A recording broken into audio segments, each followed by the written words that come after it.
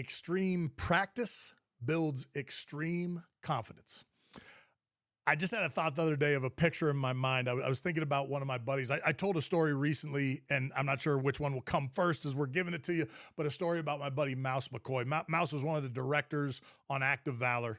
He's one of the best motorcycle riders in the world, racers, competitors. There's nothing he can't do on a bike. Scott Waugh, the other director, probably just as capable, close or just as capable on a motorcycle with vehicles. What these guys can do with these machines is otherworldly. And we're in awe of it. And then they look at what we do with guns and jumping out of planes and blowing things up and combat tactics. And they see the exact same thing. I think it's one of the reasons that film was so fun to be a part of is you could sort of tell it was game, new game. They knew how to let us run, and they knew what they were doing to kind of capture it and how to do it.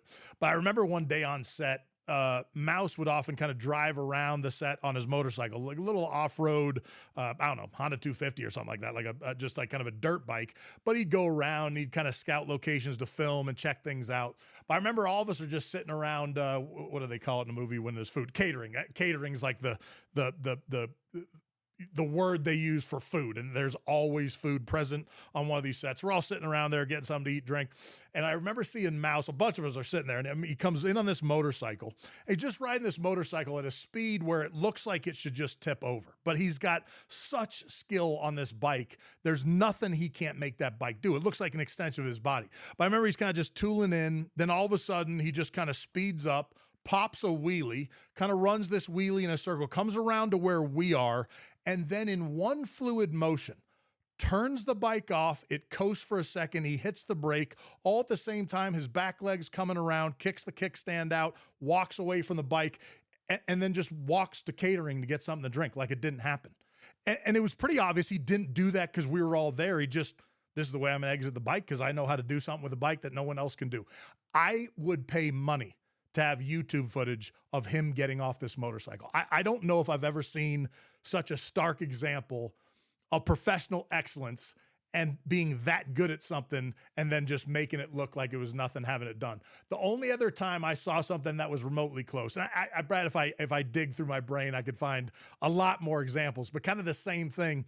When I was in SEAL training, when we were in second phase, was when you do all the dive training. Most of that takes place, or early on, that all takes place in a pool where they're testing you to see if you're going to panic underwater and tying knots in your hoses and just freaking out to see if we can get you uncomfortable underwater and if you're going to be able to calm yourself and focus on the task at hand.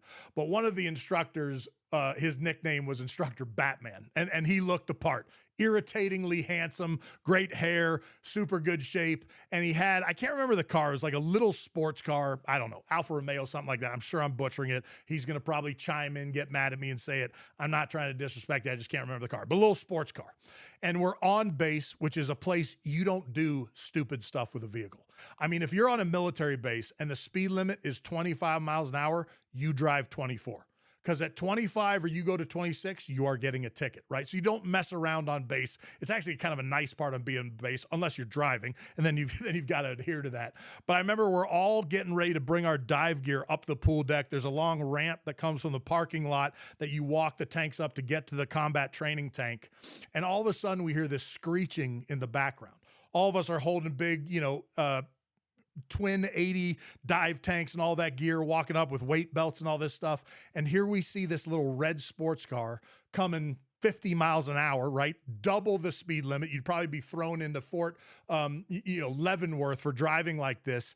And he does this like reverse J-turn. When you see in movies when cars are going backwards, they hit the brake, put it in neutral, the car spins around, then they put it in gear, take off again. He comes at his full speed. Everybody thinks we're going to get hit. Does something with hitting the brake, spins that car almost in a 180 turn. It backs perfectly into a parking space, turns it off, steps out of the car, walks by us, and very casually says, as we are in awe, cool and manly at all time, boys. Cool and manly at all times. Walk straight up to carry on with the day. Practice something to the point that you get so good at it, it becomes an extension of who you are. Ever onward.